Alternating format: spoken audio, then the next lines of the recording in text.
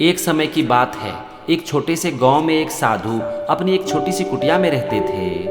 वो अपनी ज्ञान और अपनी बुद्धि के लिए दूर दूर तक प्रसिद्ध थे और हर रोज बहुत से लोग उनके पास आते थे, उन्हें अपनी समस्याओं के बारे में बताते थे और वो साधु हर लोगों की समस्याओं को बहुत ही ध्यान से सुनते थे और उसके समाधान के बारे में उन्हें बताते थे।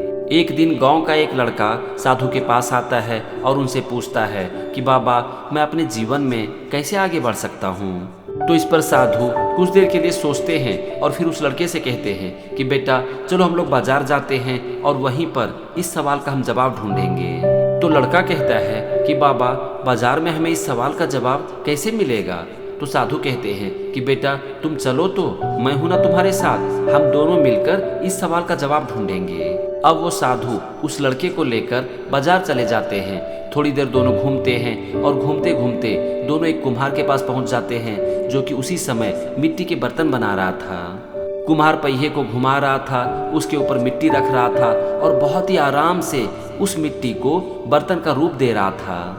वो लड़का कुम्हार को मिट्टी के बर्तन बनाते हुए देख रहा था और मन ही मन सोच रहा था कि ये कुम्हार मिट्टी को इतनी आसानी से बर्तन का रूप कैसे दे पा रहा है। जब वो लड़का समझ नहीं पाया कि ये कुम्हार मिट्टी के बर्तन कैसे बना रहा है, तो उसने साधु से पूछा कि बाबा, ये कुम्हार इतनी आसानी से इस मिट्टी को बर्तन के रूप कैसे दे पा रहा है। तो इस पर साधु बोले कि बेटा, इस सवाल का जवाब तो ये कुम्हार ही दे सकता है। चलो इसी से पूछते हैं कि वो इतनी आसानी से मिट्टी को बर्तन का रूप कैसे दे पा रहा है। तो अब वो लड़का कुम्हार से पूछता है कि आप इतनी आसानी से इस मिट्टी को बर्तन का रूप कैसे दे पा रहे हो। तो इस पर कुम्हार कहते हैं कि बेटा, मैं कुछ नहीं कर रहा हूँ, ये मिट्टी की इच्छा है। मैं तो सिर्फ इसकी मदद कर रहा हूँ, लेकिन ये मिट्टी बर्तन बन पा रही है अपनी इच्छा से। तो लड़का कुछ समझ नहीं पाता है और कुम्हार से कहता है कि मैं आपकी बात समझ नहीं पा रहा हूँ, मिट्टी के अंदर इच्छा कैसे हो सकती है। तो इस पर कुम्हार कहते हैं कि बेटा, हर तरह की मिट्टी से बर्तन नहीं बनाया जा सकता, सिर्फ कुछ खास तरह की मिट्टी से ही बर्तन बनाया जा सकता है। और इसीलिए मैं तुमसे कह रहा हूँ कि बर्तन बनना मिट्टी की अपनी इच्छा होती है। इसके बाद मिट्टी को गीला होना पड़ता है, तभी मैं इसे बर्तन का रूप दे सकता हूँ। अगर मिट्टी सही किस्म की ना हो, ठीक से गीली ना हो, तो मैं चाह कर भी इसे बर्तन का रूप नहीं दे सकता। मिट्टी एक सुंदर बर्तन का आकार ले लेती है अपनी इच्छा से, क्योंकि ये बदलाव के लिए तैयार रहती है। उस लड़के ने कुम्हार की बात पूरे ध्यान से सुनी और उसके बारे में सोचने लगा।